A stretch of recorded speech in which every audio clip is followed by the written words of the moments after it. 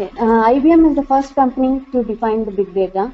They define big data with the three characteristics: volume, velocity, and veracity.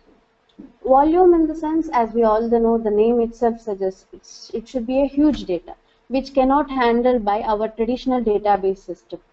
Any single machine can get update up to 65 petabytes. Okay, so it should, now the volume should be more than that. And coming to velocity, velocity is the sense that the rate of data coming to your system. If you are collecting 1 terabyte of data within an year, then it cannot be called as a big data, because accumulating that much of your data in 1 year, this can be handled by our traditional database. But if you are getting at 1 terabyte of data every day, so that makes a huge difference.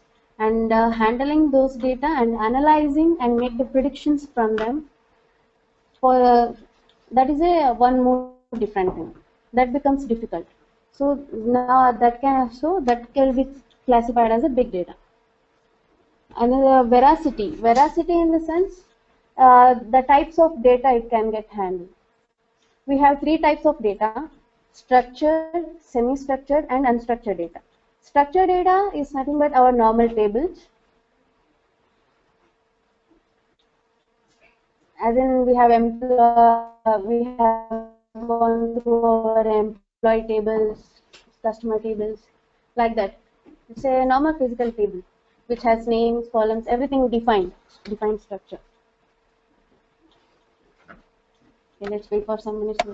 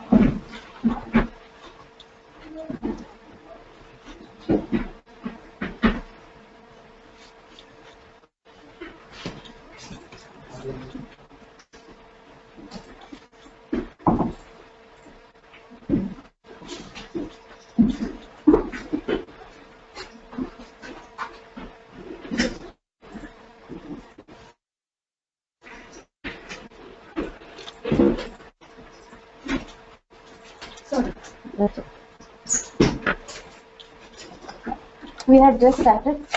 Okay, in this session, I will cover topics like introduction to big data and Hadoop. And is the big data. It defines big data with the three characteristics: volume, velocity, and veracity.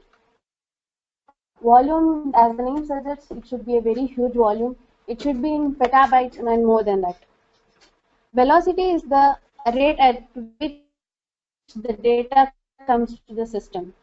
If the data coming to the system is calculated in TBs, terabytes per day, then it should be, then yes, it has some very high velocity, and this can be classified as a big data. Whereas the type it can handle. Currently, we have three types of data: structured, semi-structured, and unstructured data. Structured data is, for example, Oracle tables, physical tables, normal tables, rows and columns, and which can be easily classified. If you can add a row, you can add a column, you can add a data into it easily.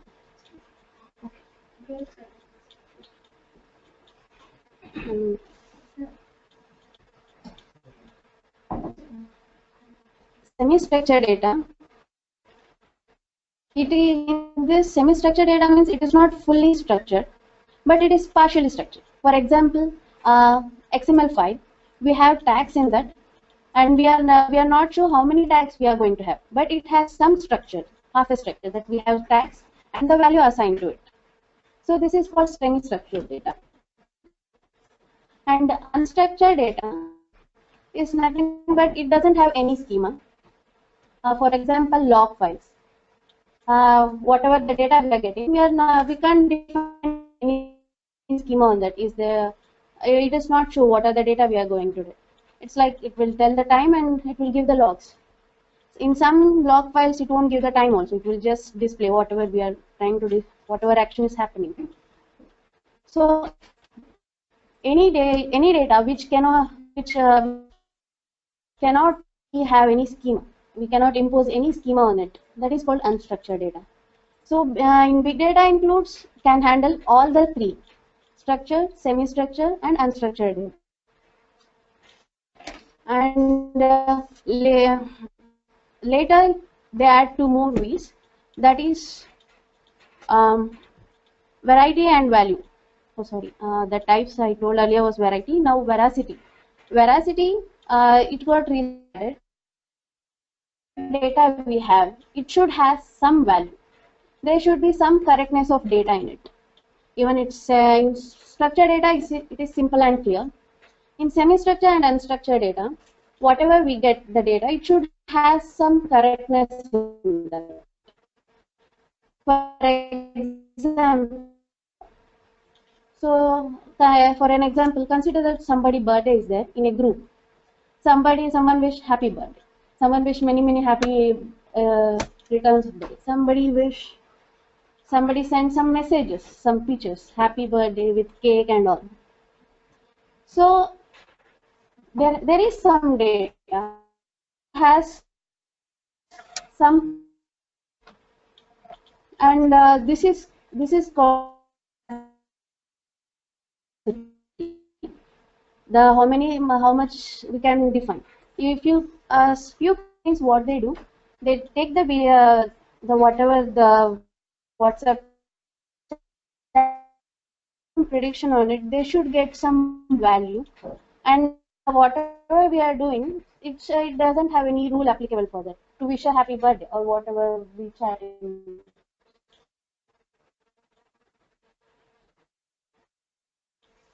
So, but still, machine can't understand this. The human, which read all these things, he can understand that somebody's birthday is there and they are going to wish. But machine can't understand all these languages. But recently have some analytics tool which can so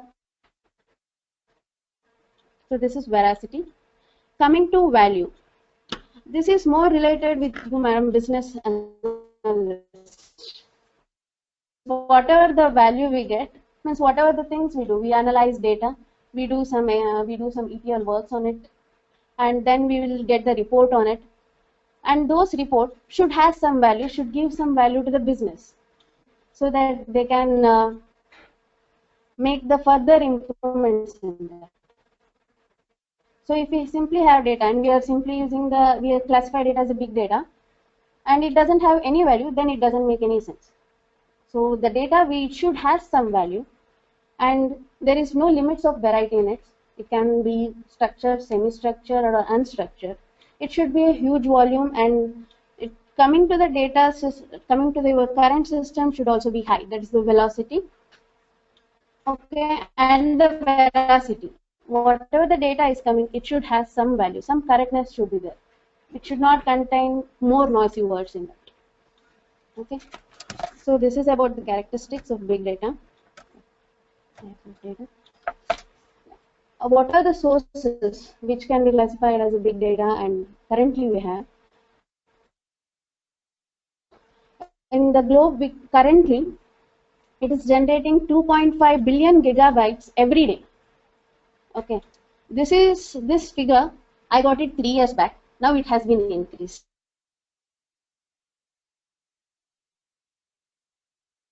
And the data from the stock exchange, that itself is 1 TB. And many people are using it. Whoever are logging, you have their shares, they will be much aware of all these things. And smartphones. Nowadays, everyone has smartphones using, and WhatsApp, everything. WhatsApp, Twitter, Facebook. And from the social media, so many huge data is getting generated every day.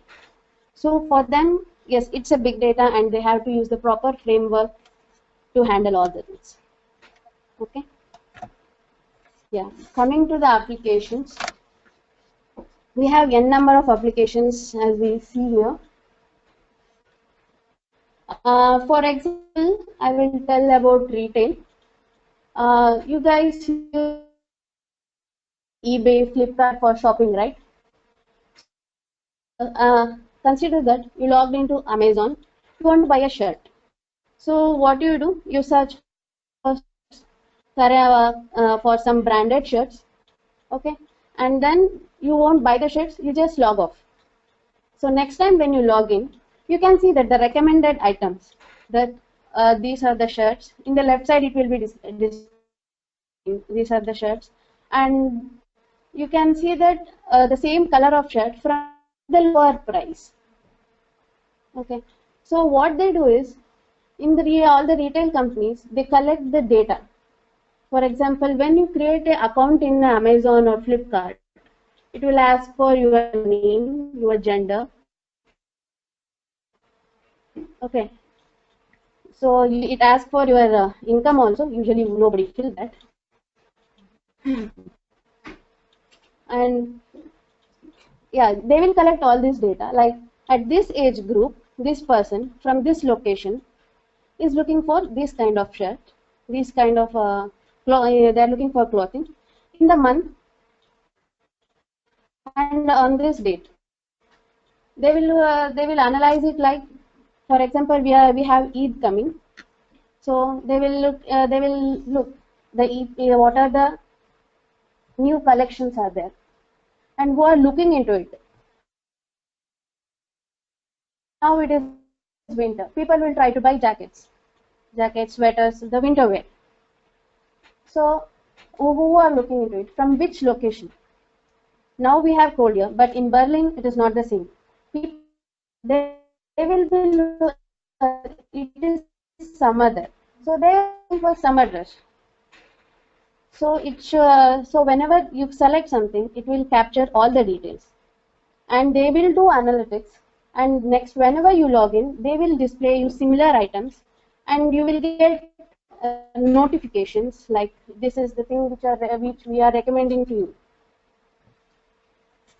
So that is one of the examples for retail. That is how it is getting used there. And the life sciences. So life sciences, you can see that even when a drug it get introduced into the market, usually initial time nobody will go to buy it because we don't know how it will work, how it will react. So what the big data collection and helping here is they do clinical trials. So if somebody is developing some medicine, they will do clinical trials on these many persons. Initially, they go with animals and persons, and they will observe for these many. For example, 6 months. Some medicine should be observed for years. So what they do, they will first gather some 100 people. They will give that medicine to them, and they will collect their data, like their age and what are the things they have, how their body. And usually, when they do the experiment, every month, every week, they will collect their physical condition now. So in these cases, the collecting of data and presenting it in a well manner and do the analytics, in that cases, big data will help them. Okay. And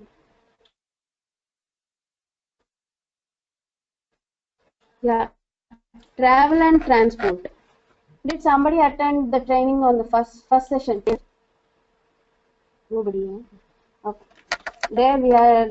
Srinivas had given one example for travel. Okay. Now you book a ticket from KSRTC. Okay. So what they do? For example, you book the seats, and in the next moment, sometimes people will do, they will log in, they will click on booking seats, but they won't confirm the order. They won't pay the bill and they will just log off. But that seat will be shown as booked for only 2 to 3 minutes, and the next few minutes it will again come as available. So here, yeah. So here, for example, I'm just telling about one location. The KSRTC bus, somebody can book it from anywhere, from Karnataka or outside Karnataka also, nobody's. So collecting that data and doing that 2 minutes gap, we need to collect the data and then we need to refresh it again and again. Within the 2 minutes of gap, the system has to check the bookings and then refresh it. So it should happen faster. For that, so that will be classified as big data, and the frameworks will be used in the background to work on it. So in the small amount of time, it should get refreshed. That's what I try to say. Okay. So this is about the introduction and the application of big data. Big data, it's mainly whatever I told, it's a concept. So which data can be classified as big data that I told, and what are the applications we have. Now coming to the distributed file system.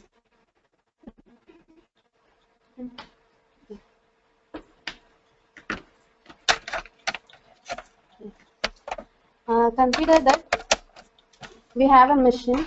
It has 4 I/O channels with 100 Mbps speed, and you have 1 terabyte of data. So how much time we get to read that? How much time it will take to read the 1 terabyte data file? So even if you look for some records or some or 1 or 2, 3 lines, it should read all the data and get that. So usually you can get the formula from the net, but it will take approximately 45 minutes to read such huge data from a single machine. Now what distributed file system that will do is, it will distribute the data among physical machines. So if it consider that the 1 TB of data, if it get divided and distributed among the 10 machines, so, and with the same configuration, 4 I/O channels with 100 Mbps speed, it will take around only 4 to 5 minutes to retrieve the data. So here you can see the huge difference. Initially it was taking 45 minutes, now it takes only 5 minutes to retrieve the data. So most of the systems are now going to I am explaining distributed file system because the Hadoop has the main concept of HDFS. That is nothing but Hadoop distributed file system. Okay.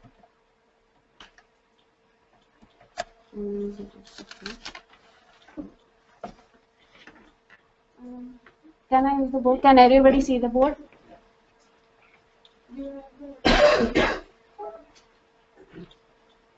In all the distributed file system, there will be one master and slave machines.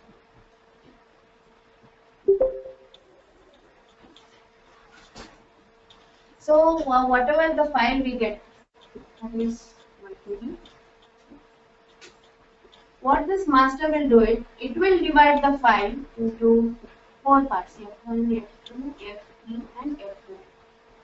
Okay, and that system and that file will be here. F1, F2, F3 and F4. So when you store some data, before in the earlier system, usually whatever data is there, it should get stored in only one system. So when you log into that system, you can see that file directly. You can read that file. For example, in Windows, you can save it under C drive or D drive, and you can go and read it. Okay. In Unix also, you can go to the user, whatever the path you have, and read the data. But when the file is stored in the distributed file system, you cannot go and read directly. Actually, what it forms a virtual layer among these 4 machines. So whatever the data is retrieved, it will get retrieved through master. Physically, it will occupy some space in all the machines, but it will have some daemon running this. So that you can retrieve the data through master. But you cannot directly go and read and get the very correct file from there. In the single systems situation, you can go and read the data. A person can read it. But here, it cannot happen like that. It's whatever we are telling the concept, it forms a virtual layer around those 4 machines. And that will be controlled by master. So we have to read it only through master.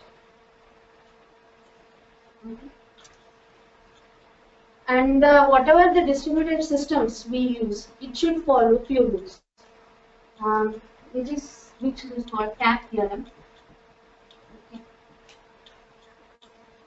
CAP is consistency. Consistency is, for example, whatever the file we have, F1 here, the part of the file, usually any system, it will not store it in a single node. It will make a copy of it. So F1 will be stored in S3 also. Here it will have F2, here it will have F3, here it has F4. So that's the copy of it. And if the F1 part of the data, if it get updated, then the corresponding the copy of it, which is in S3, that should also get updated. Okay, that is called consistency. A means availability. So consider currently we are having 4 slave masters, 4 slave machines. If any of the machine goes down, still we should get the data. For example, if S1 goes down, the part of the file F1 and F2 should be available. It is available in other 2 machines. This is the availability, the concept. And the third one is then it depends on application factor. See, usually what it happens, consider that we have racks of machines. Okay, there are many slaves in there. Generally, replication factor will be standard 3 for all the systems which we framework under Teradata or HDFS or Hadoop, whatever we do. So if file stores F1 in here, the another copy F1 can be stored in the same rack, but the third copy should not come under the same rack. It will be in different rack. So if entire racks go down, then also no problem, the data will be available. Okay.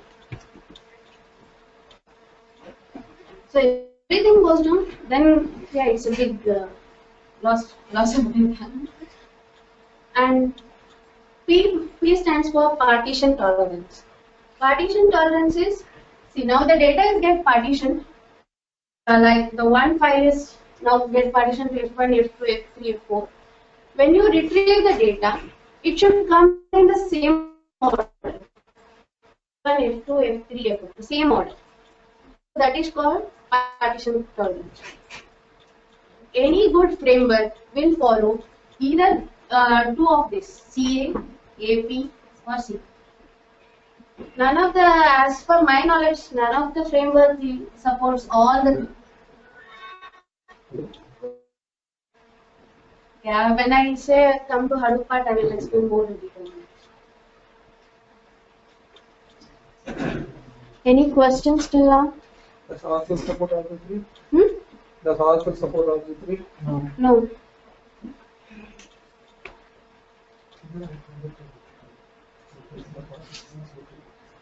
So also support only 2 of them. Yes.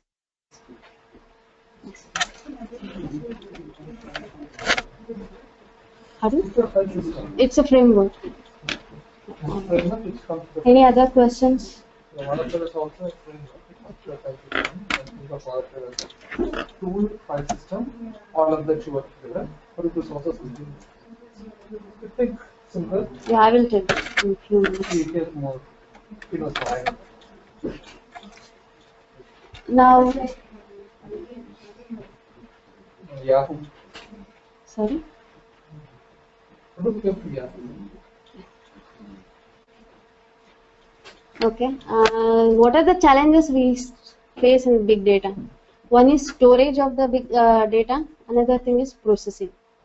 Hadoop supports Hadoop help in both the things.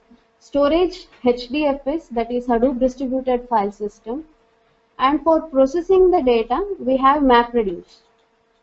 Okay, that is some process engine that I will tell you. These two are the main thing which will form Hadoop.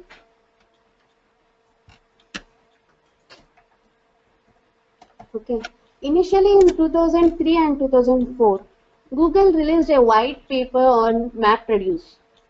Okay. At that time, Jeff Cutting, who is the father of Hadoop, he was working in Yahoo. He used that white paper, and he used GFS. GFS is nothing but Google File System. They follow something different, which I don't know. Okay, and yeah, he applied those MapReduce policies on the GFS. Okay. Then later in 2006, it became a sub project for Lucene. Okay, and in Yahoo, 2007, it was a big change. What they did was they made 100 nodes. They prepared 100 node cluster and implemented Hadoop on it. That was a huge success. After 2007 only, since they made it a huge success and they showed it to the world that it can be implemented this way. It can be implemented on 1,000 machines. Then after that, other companies started implementing Hadoop. Okay. Now Apache took over the Hadoop and made it as a free source. Even you can install Hadoop in your laptops. Now it is freely available. Doug Cutting, he started Cloudera. So we have Cloudera Hadoop, Apache Hadoop. Okay. And in this, finally, coming to the history of it, at the December 2011, Hadoop version 1.0 got released. Any questions? Cloudera and Apache are different vendors. Yeah, no. That is not a vendor. Apache is something. While installing in my local, Mm-hmm. will it take It will form as a one node. But it can't do as a distributed. It will take it as a one node. Okay. If Later we can divide that in different nodes to make something like that. in each laptop, yes, it will make data blocks and divide there. Okay, but it can't be like node wise. Okay, node wise, we can implement it. We can implement it in our office. We can gather some 10 to 15 systems and do that. But yeah, in your machine you can implement it, but it will be a one node. Is it possible to have Hadoop cluster for all the people who are in this room? We can function, we all have laptops. So can we do that? Is that possible? You have a VM, right? No, you have to I be- don't Cloudera VM. That's Cloudera, by the way. I'm talking. No, they have Hadoop training simulated Yeah. in that. It is for training purpose. I understand that, right? I am aware of it. Azure also claims this in the thing. But I'm asking, she knows well, so is it possible we can have it? That's all. So instead of here we are connected through Wi-Fi. Okay. In better we have a system with the LAN. Okay. Right now we can't do it. It needs separate setup. Yes, we can do it. That I can say. But each system should be of 16 GB and should have enough memory to support. Because we set up something and it doesn't have the Yeah, prerequisites. one or two minutes, 16 GB will get you. But Okay, sorry. Let's see. Testing. For testing purpose, we can do it. But it should be of some work. Okay. Even if some 50 to 60 more people are interested, then we can do some setup. Okay, getting my point. Because only for training purpose, yes, I really suggest it's not work. But if you want if you have some project testing, then yes, we can do it. That's what I can say. Okay. But if you want animation faster, we need to animation each of the system. It's I think it's 1 or 2. More than because usually that is not. so, but for mastering we need bigger, but for data nodes we can. Okay. Now let's come to HDFS. HDFS is a system which follows principle called WORM. Write once, read many times. So what happens is if you get a file, you store in HDFS. You can't update the file. You can just store it there. You can read it n number of times. You can do process on it. You can process that data from HDFS, but you can't update the data in the same file. You can take the output of it and store it in separate file, but the same file will not get updated. So it follow this WORM principle. Because Hadoop was basically developed, it's for OLAP, for analytics. So whatever the history data is there, what they assume is it cannot be updated. History data in the sense it can be 1 day older or 1 year older. Whatever the data which is already there, that cannot be changed. So for storing purpose, it has the efficiencies to store it properly. Yeah, CAP theorem I told.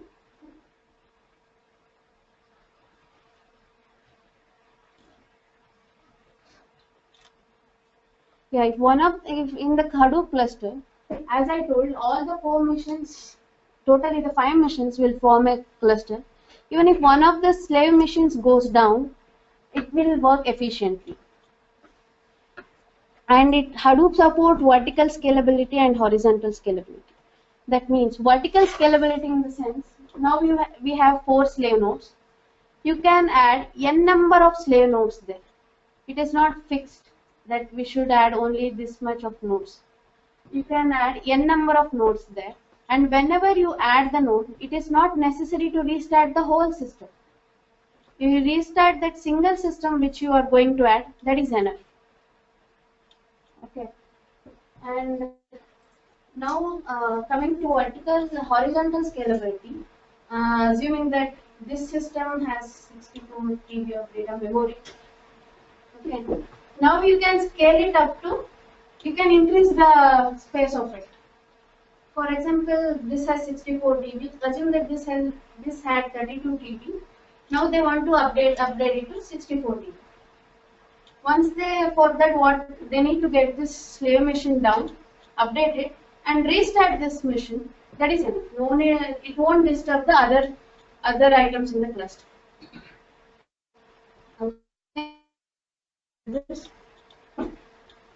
And since Hadoop is easily available, it is a freeware, so it's economical. Any companies can usually economically can implement the Hadoop, so it won't get any problem there. And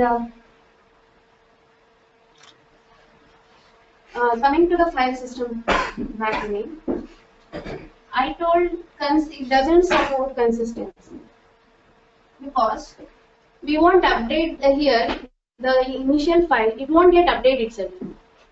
Okay, as I told it, principle. So if you have some files F1, F2 like that, this block won't get updated. So the consistency won't come to picture itself.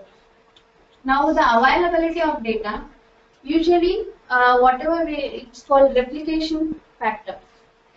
Standardly we have 3 replication factor. Replication factor is 3. Anybody can increase it. They can have it 4, 5.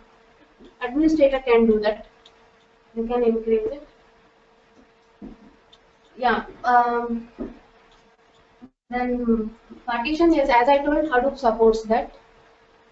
Whenever you store the data, it will retrieve it in the same way. So even if you retrieve, even if you read the same file 100 times, it will show the same file. Okay. So that was one thing about Hadoop.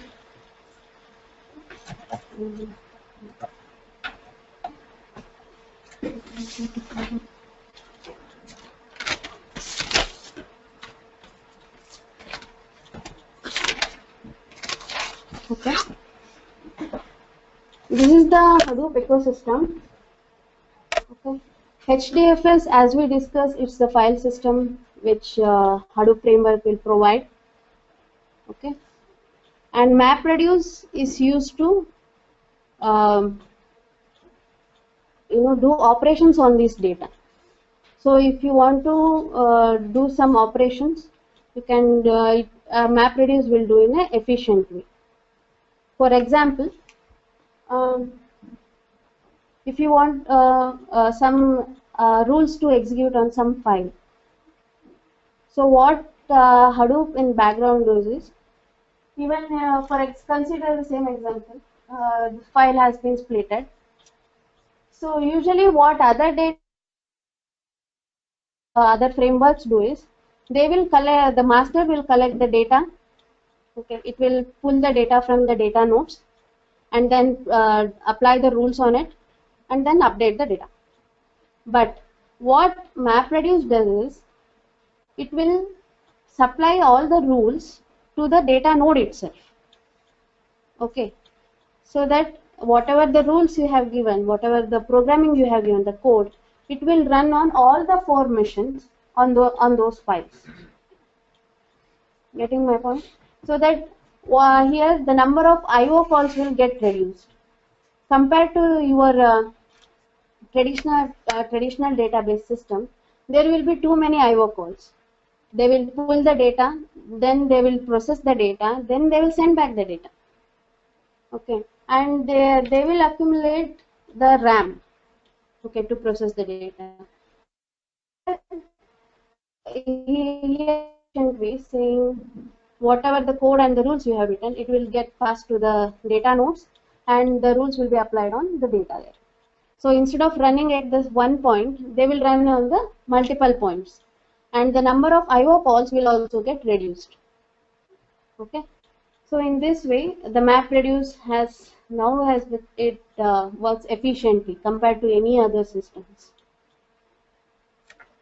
And other parts of the ecosystem is components is nothing but which support the Hadoop.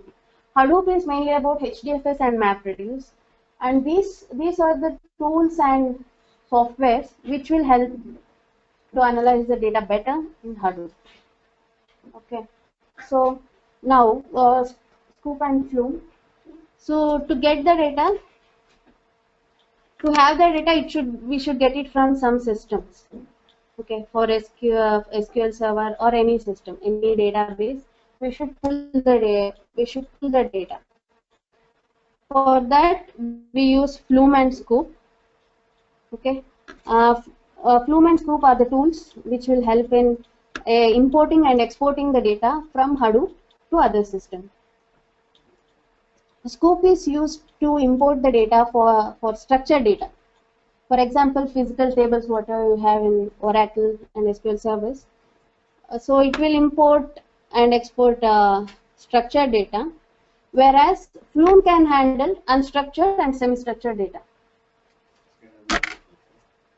Not ETL. Data migration. Data migration. So can you give an example? If you can say, this one will take a long time, then our system will do it faster, and these are do it. Yeah, I told in DFS. So say one thing, I have table of one table. Mm-hmm. I want to take the sum of some fields. Yeah. Okay. So some way of saying this. Okay. So as per what happens is it takes to the memory and then to the target function. So what we said here is memory will pass the code to that mode itself. Eh, The code runs on that data itself. direct on the data to RAM. So it's not a in-memory tool. It's not in memory. That's what I want to say.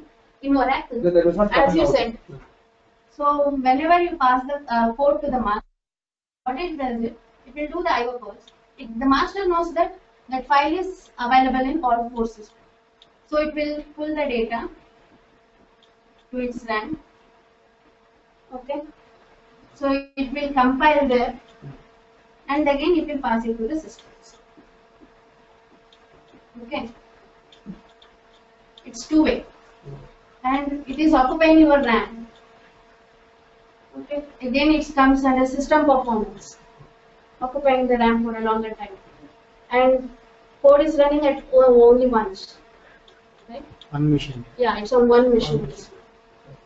So in Hadoop, what it does is, it makes a copy of the code and pass it to all the data nodes directly. Okay. So now you can see that now the number of IO calls has reduced to its half. Now before it had 2 IO calls, now it has 1. When you consider there are 1000 nodes, so from 2000 to 1000. And no RAM occupied. So the master will be working in the same way efficiently. All the time it will be a single. And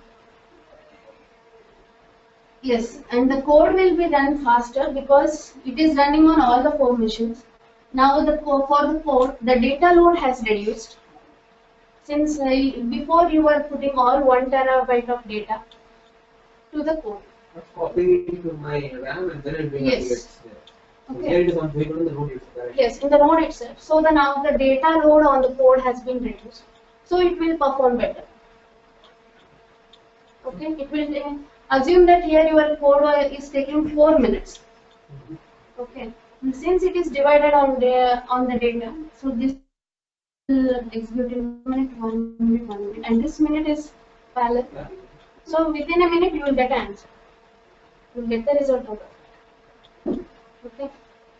So this is the main plus point of Hadoop, the map reduce function, what it does. And coming to the data, yes, even though if one of the system goes down, even while compiling, even while processing, if one of the system goes down, it doesn't affect. It has the copy of the data. It will, the master will get to know that, and soon and very faster, it will the code will pass to the another file. Okay. In this way, Hadoop HDFS and MapReduce is more efficient compared to other systems.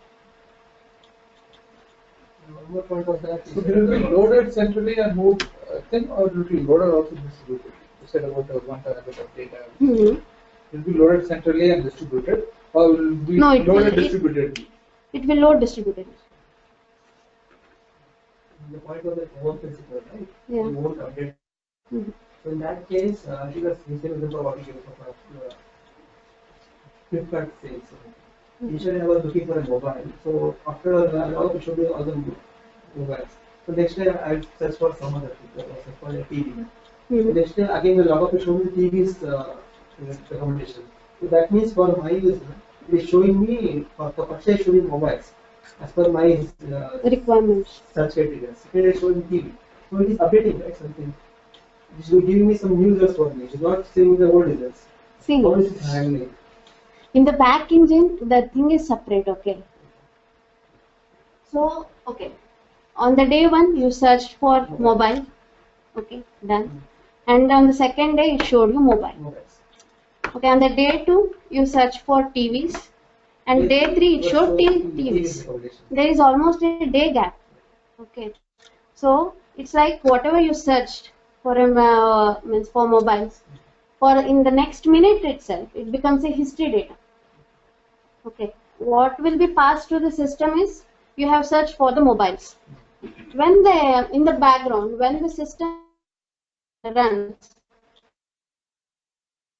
for your Niranjan has searched for mobiles. So what are the similar mobiles I can suggest you? It will suggest you next time. That means it will archive the data and Yes. store it in archive. It's a stored history. It's usually made for OLAP. Okay. The recent is for my recent data.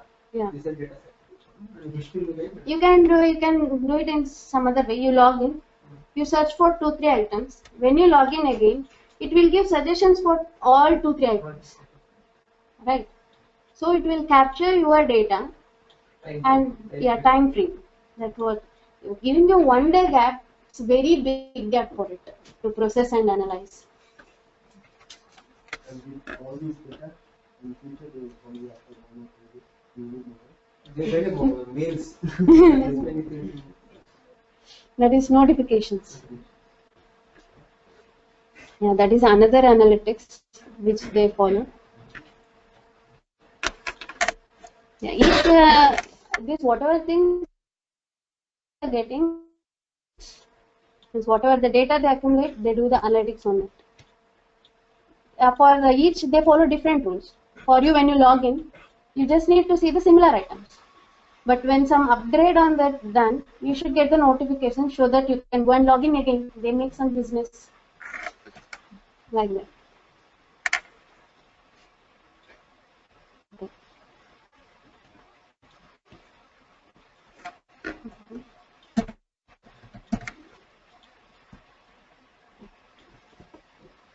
Yeah, HBase is it's a NoSQL, and yeah.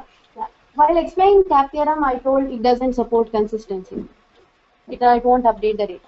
But with the help of HBase, it actually updates the data. And HBase, what it happens, it captures the versions of data. For example, now you have stored some data, you update it. The HBase, it will capture it as a version 1 and version 2. It will show you the latest version, and version 2, it's like a history. After some time, it has its own engine that it will delete the older versions.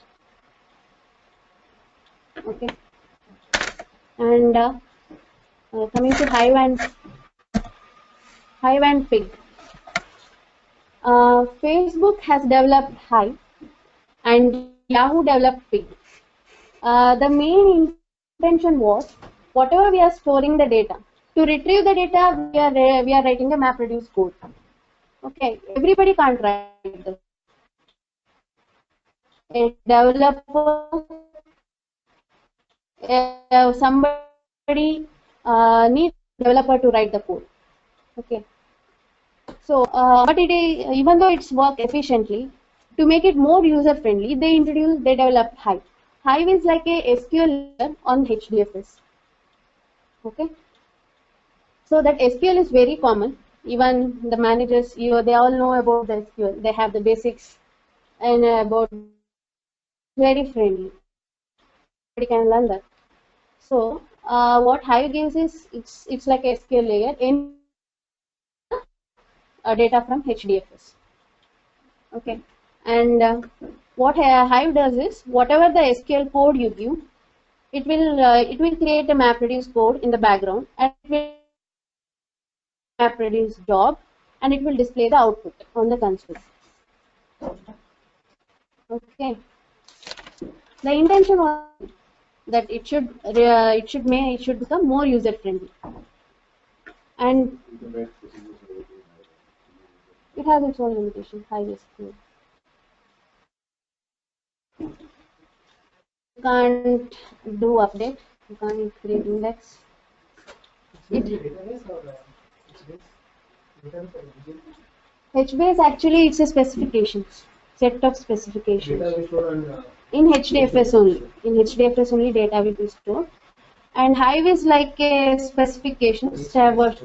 Yeah, okay.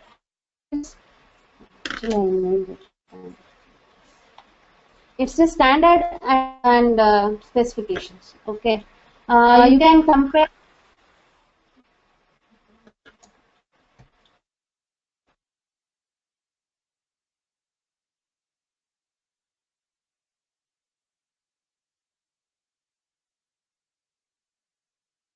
HBase with NoSQL. Okay. Or MongoDB, Cassandra. You can compare it with that. Get all this together.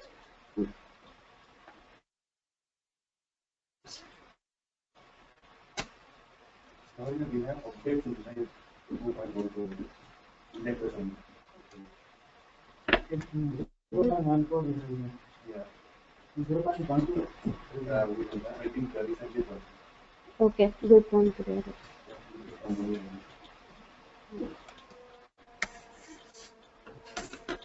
Okay.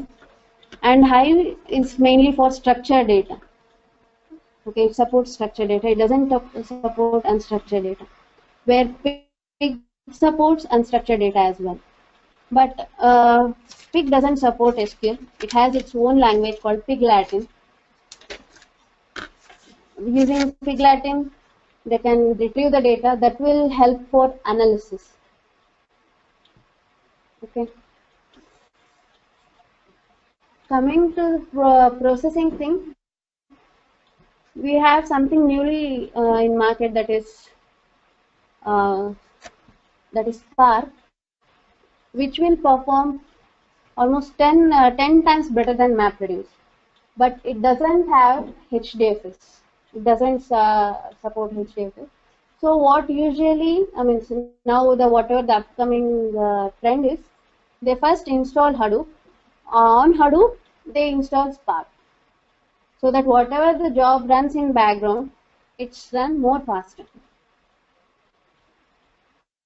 Okay, and compared to Hive, they have something called Shark, say a similar one. But Spark is Hadoop is written in Java.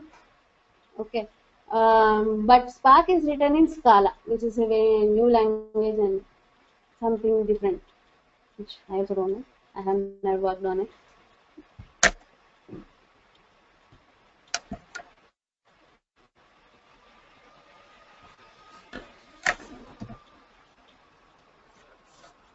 Yeah, this is about the ecosystem component. Mahout is a machine learning library. For example, if you have some administrator here, they will be know. If you want to do some main changes in the system, they develop a jar file and deploy in that. Anybody does it? Okay. So, for example, if you want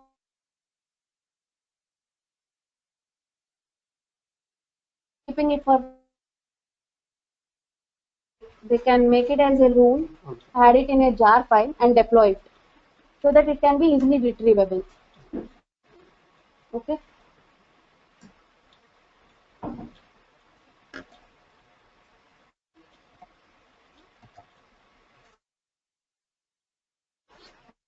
About Hadoop ecosystem. Any questions? Any? Yeah, it's a job scheduler. Whatever the Hadoop, it's like a UI. You can see all the jobs in that. I have 10 jobs. You can't get, you don't need to daily manually start here. Any questions? Anybody wants to add some points?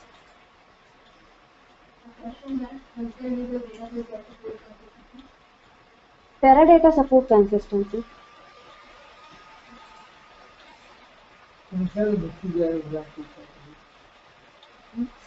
No. This is completely different. No, I am not getting your question.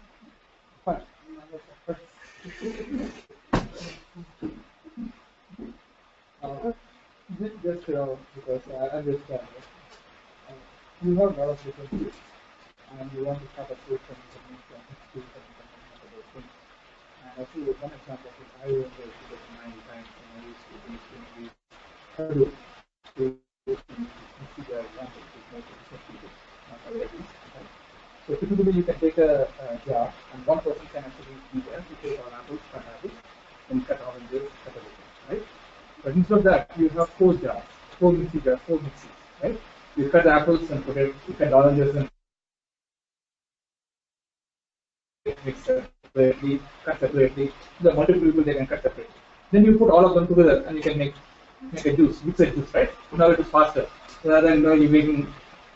This is one example which they used to say how Hadoop can be used. No, different. Yes. So when you cut fruits, you can be different. When you make juice, you can make it different. You can either make apple juice, orange juice, and other juice, or you can make a mixed juice. Or you could make a salad, which is just an apple alone as a salad. Or you can make a fruit salad, which is a mix of all salads. And all of this can happen faster when you have multiple mixes. This is a mixed example of Hadoop. Very good example. Very. It's very good example to continue business. Yeah. So some of these technologies, I keep asking always this, all the time, over time. I also like this example over time. How do you explain business people what is the technology? That's something. It's a pointer. It's a group of techies, but in some years down the lane, you will need to do that. Then I can give you a very good one more example. See, now You can give those examples. It will be like nice. See, now we have a set of jobs, of tables to be handled, and we have a team which handles some A to D tables, handled by person 1, and E to G table handled by person 2, and H to J table handled by person 3. So all the 3 people are there. Okay, though they are handling all the tables, whatever things happening on there, very fine, everything, and the updates is fine. So assume that one of the person falls sick and he went for a leave. Now the handling of third person, J to K tables, now nobody is. So instead of that, even though your first 3 person, they are the owners, if they they share their work with others also, means others also have knowledge, other 2 person, then they can take over and handle it. Main IT.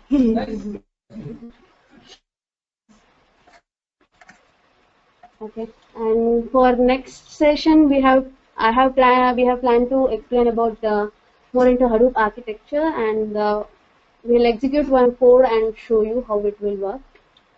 So anything else you guys want to add any topic you guys want to cover, means you guys want us to cover?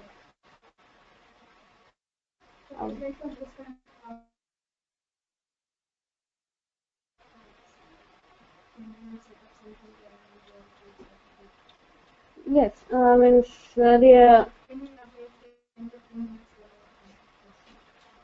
for reporting we need some report tool, and I will check what I can do.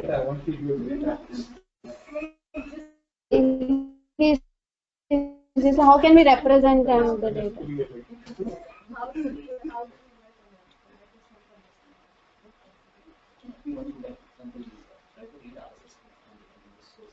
Mm-hmm.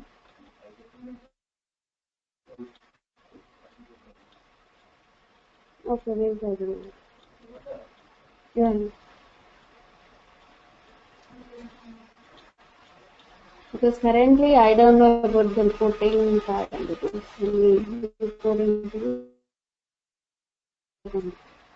Once tools like you can do make sense, they can directly come. It's just like business don't want to wait for some data availability or who does a project for you. By the time other companies will so that's where the concept of data is like. So they'll be like you and they'll be having other data points. So they can do their own EDF. They can do their own analytics and data to identify the patterns and they can know the data and generate the reports. So if you say Tableau, now it is sending the people, the only reason is they call it a self-service. So the business user, whatever he wanted to see, he can just drag and drop. If you wanted to see the year-over-year sales, year-to-date or whatever, they have a direct option. Whereas in earlier case, they need to give the requirements to someone, some techie, who need to perform a dead load, then it is in the data.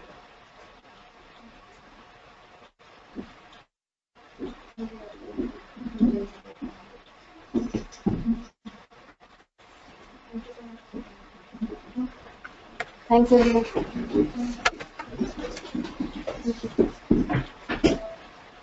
Sorry, one more thing. I have one more document to share with everyone. 5 minutes. Can I say?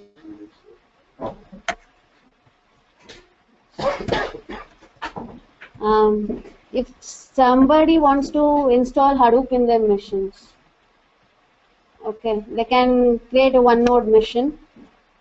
Okay, this is link. This document is just, I will tell you where can you download it.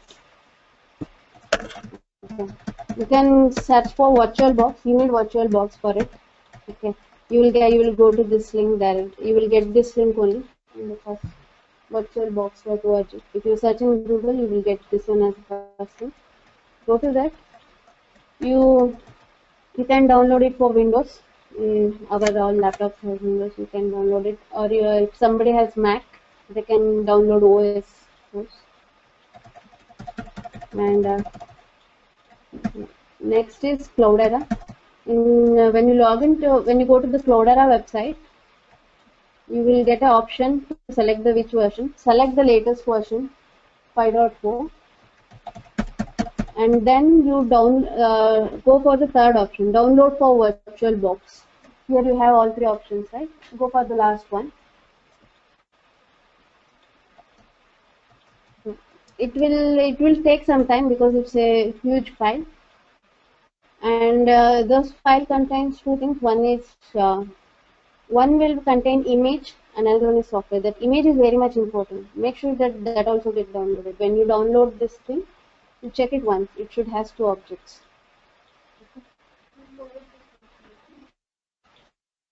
Okay, I have forwarded to him. Yeah, she will do it.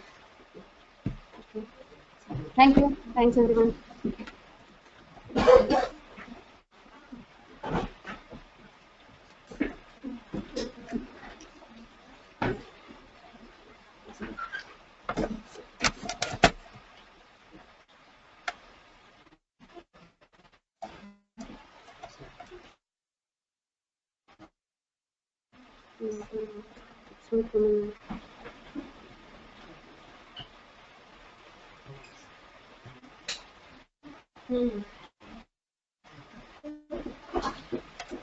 How can I close this? Yeah, don't worry about it. I'll close the computer.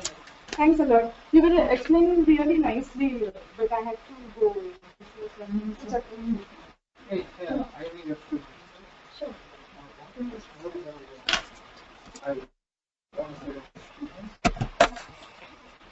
The session was very good.